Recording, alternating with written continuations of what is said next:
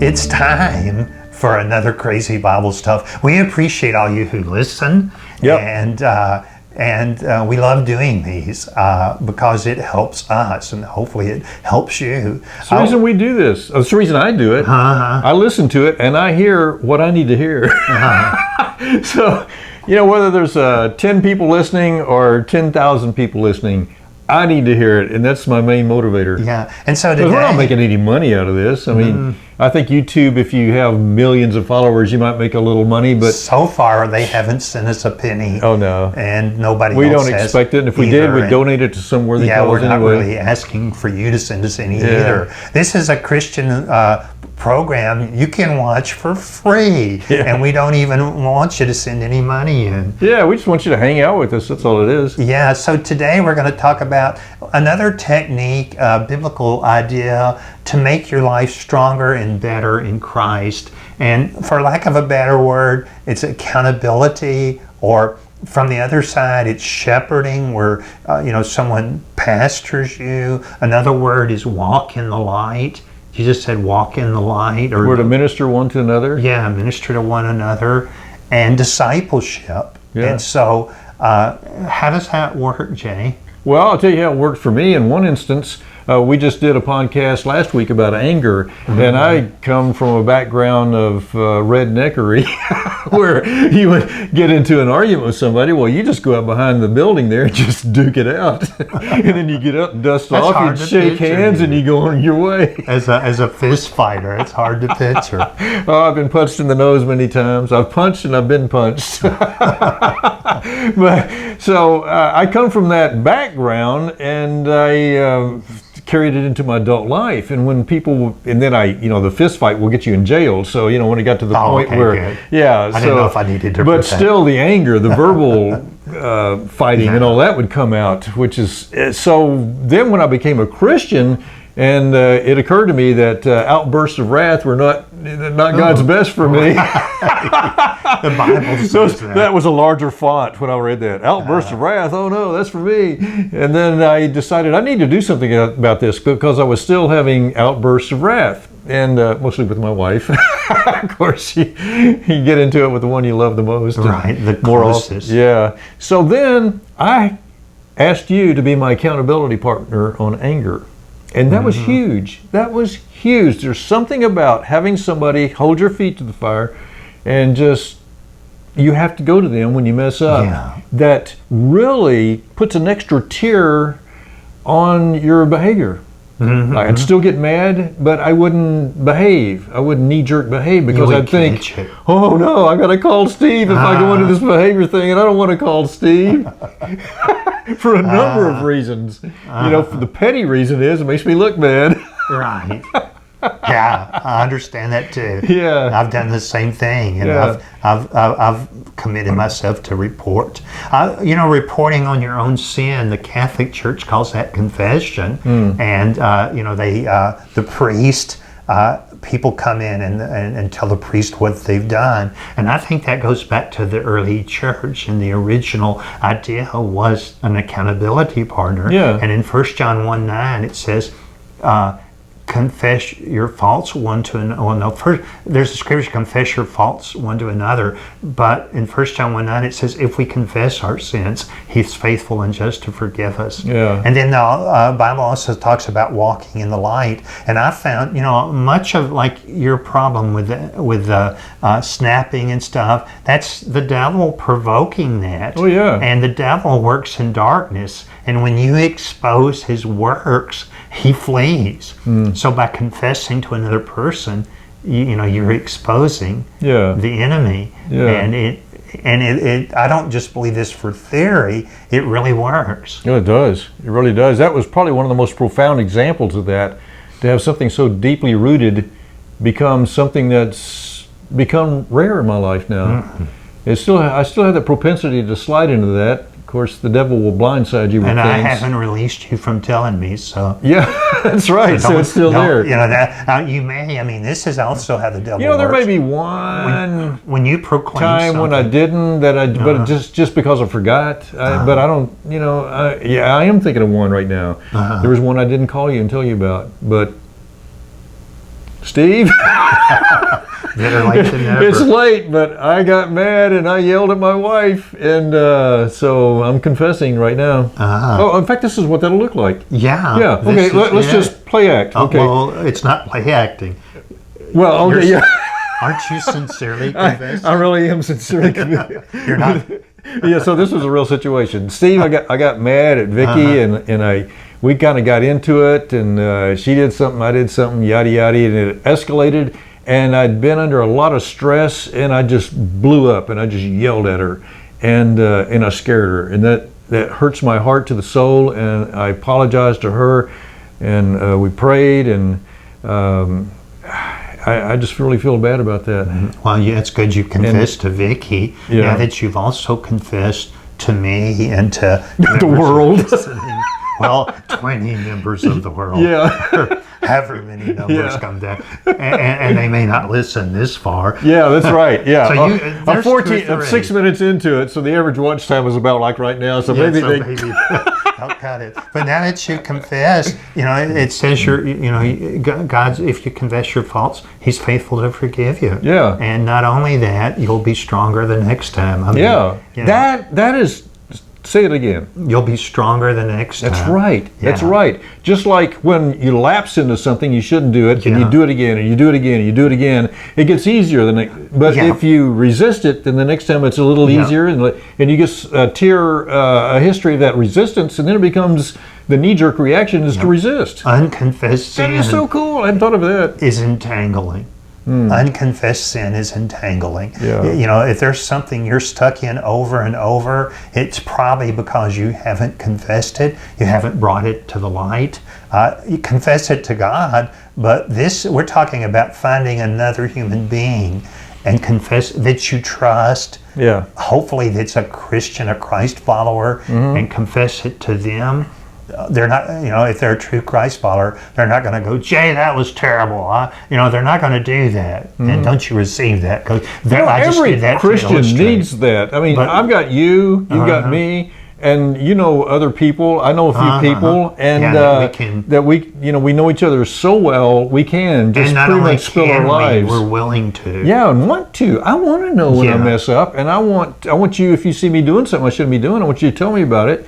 And likewise, I'm sure you feel the same way. Oh, yeah. And then when I do mess up, when not in your presence, I want to come to you and say I really messed up. That's what Wesley did. John Wesley Yeah. did in his class How meetings. is it with your soul? Yeah, and they would. didn't- What are you struggling with? Right. What's your sin? Right. Now come back next week and give us a report. When we say, how are you in the 21st century? We don't want to hear the bad stuff. How are you? Oh, I'm doing great. Oh, yeah. And you may be business depressed. is up.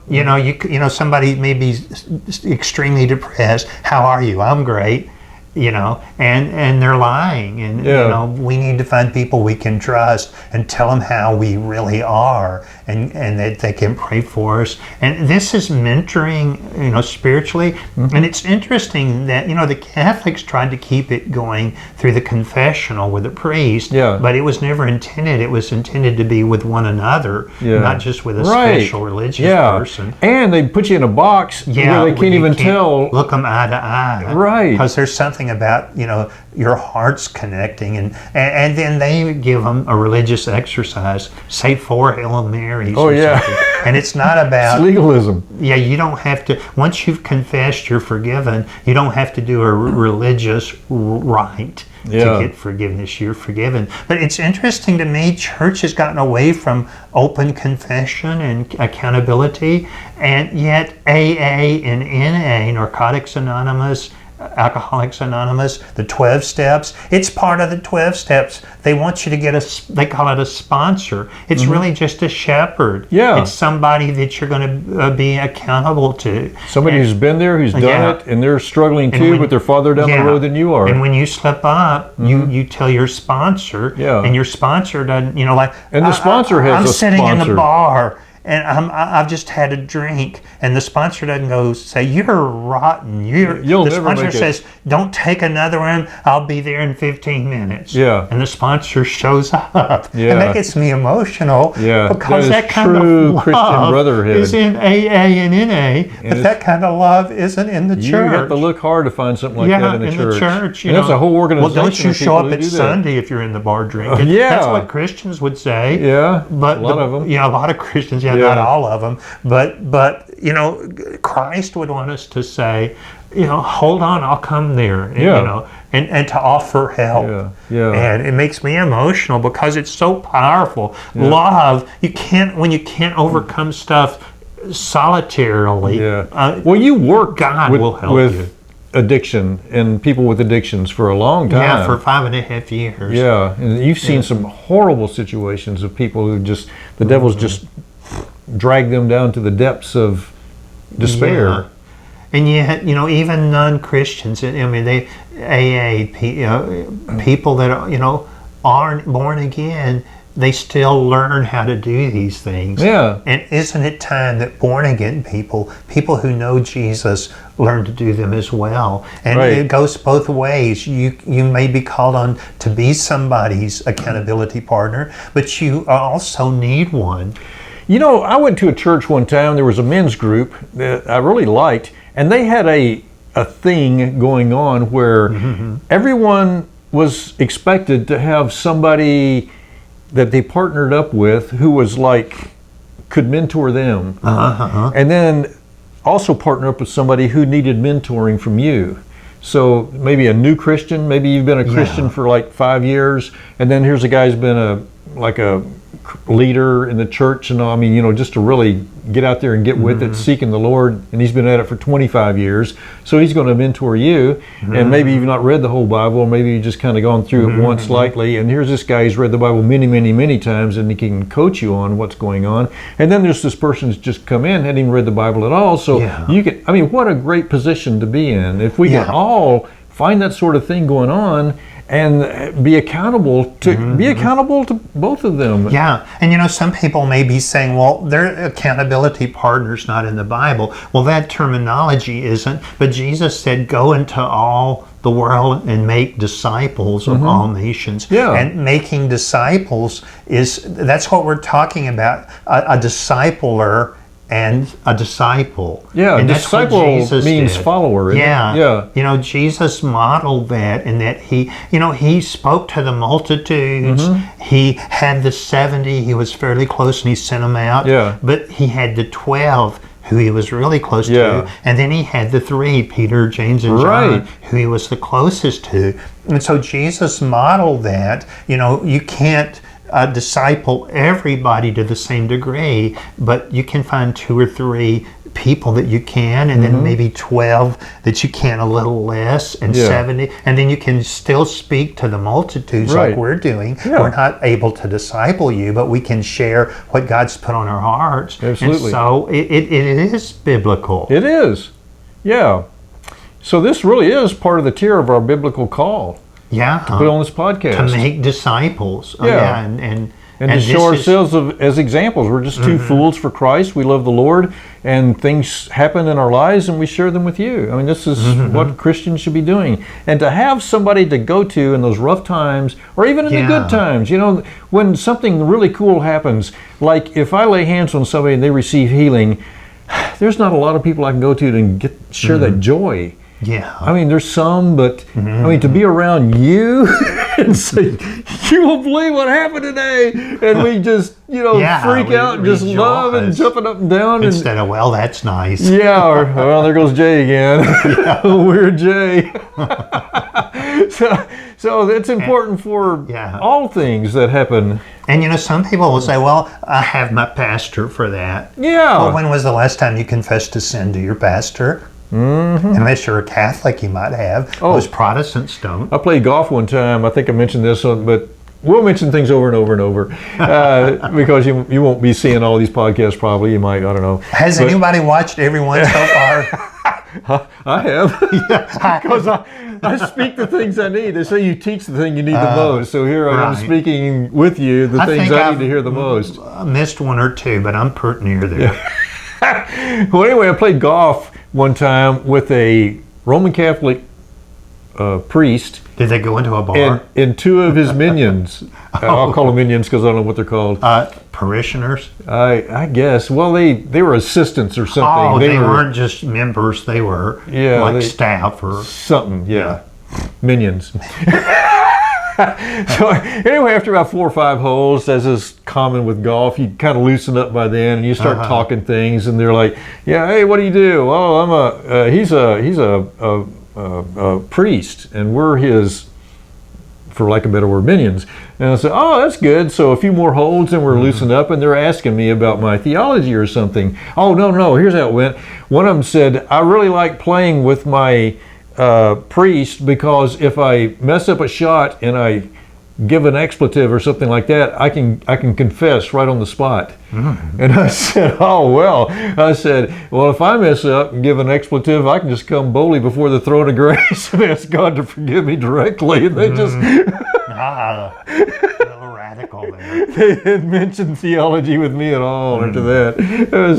It was funny. But in a church, pastor, small church may have 30, 50 people, 100, 200. If you got 200 people in a congregation, there's no way you can disciple 200 people. No. If Jesus could only really do 12, how can, and these mega churches, 14,312. It's all in the small groups. My pastor is my shepherd. No, he's not. Yeah. He's your lecturer. Yeah. But your shepherd is someone who knows you and walks with you. That's why small groups are so important. If you don't have a close Christian friend, at least that would go to, like, instead of the 3, the 12, at least get a small group going, or go to a small group where you can get some intimacy going on. It might not be close. It won't be the closest intimacy that you can get. Closest intimacy you can get is really, I think, one-on-one, and then you can really spill your. I feel like I can tell you just about anything. I wouldn't want to tell you certain things that are personal to me and Vicky, especially. You don't need to know everything, but there are things in my heart and my soul that you need to know. Yes, absolutely. Yeah, I feel the same way. Yeah, and so everybody needs that sort of person in their life. It takes the load off. Take a load off. What was that song? Somebody's you put name. The load on me. Yeah. and there have been a lot of secular songs about lean on me. Yeah. About discipleship. And in a way, I think the secular world, especially the recovery world, understands it much better than the Christian world. Yeah. But it's worth it. How can you find someone? Like Jace had joined a small group where people are open, not a small group that's centered around one person being the expert. Or one that just reads a book and does a lesson and you go home. It needs to be where discussion. You can interact. How's it going with your life? And be real. I'm struggling with this. Yeah. And where they will pray for you. And and also one-on-one. It doesn't even, if you just meet another Christian, become friends and start to open up, and listen. Something just came to me. If you can afford it, and you have a particular thing that you're, like alcoholism or anger or something like that, you could go to a group, a therapy group, and you could give your testimony as being a Christian and how you're struggling with that, and it's conflicting with your Christian worldview, and who knows, you may disciple people. Oh yeah. Well, you will disciple people by doing that. If you go to any 12-step group, and it doesn't have to be alcohol or drugs, they got them for overeaters, and 12-step groups for depression. They're for if you have a relative that's struggling. If you got an issue going on and it's bugging you, you can call yourself depressed and go to that group. Yeah, and he's 12 steps, and the 12 steps are based on the belief in a higher power. So you can say they don't call it Jesus or God or anything. It's your choice. Right. And my higher power is Jesus. Absolutely. So if I talk about my higher power, I'm talking about Jesus. Amen to that. And how He's helped me. Yeah. And but that's really the recovery movement. I think they borrowed the early church's format. And if you, that's good. If you go to a group like that, and you go and you go and you go, soon you're going to get a more intimate relationship with one person. You'll become friends, and then that might be the person that you will have accountability with. And we can't do this alone, man. Don't try to go out there and do it all alone. It's too much work. It's too much. God didn't intend for us to do that. Find an accountability partner, or 2 or 3, or a small group. Find as much as you can get involved in accountability. And it's healthy. if you are a Christ follower, if you're not, you probably wouldn't still be listening. So I'm assuming most of the people listening are. There are a lot of Christians go to AA, NA, OA, it's Overeaters Anonymous. There's Depressed. Support groups are full of Christians, so you could ask for a sponsor. There's probably AA, BA, CA, DA, EA. There's probably there's something for everybody. But we need support and support groups. I think what we call church in the New Testament called ecclesia, and I think ecclesia was a support group. Yeah, that's right. That's what it was. Yeah. Wow. All right, man, we can't do any better than that. All right. Let's go out at blessings. Amen. Yeah. All right. What are we going to do next week? Anything come to mind? We had something in you came up with something. Sowing and reaping. Let's do that one. You shall reap whatever you sow. Let's do that. Okay, next week we're going to reap and sow. So we'll see you then.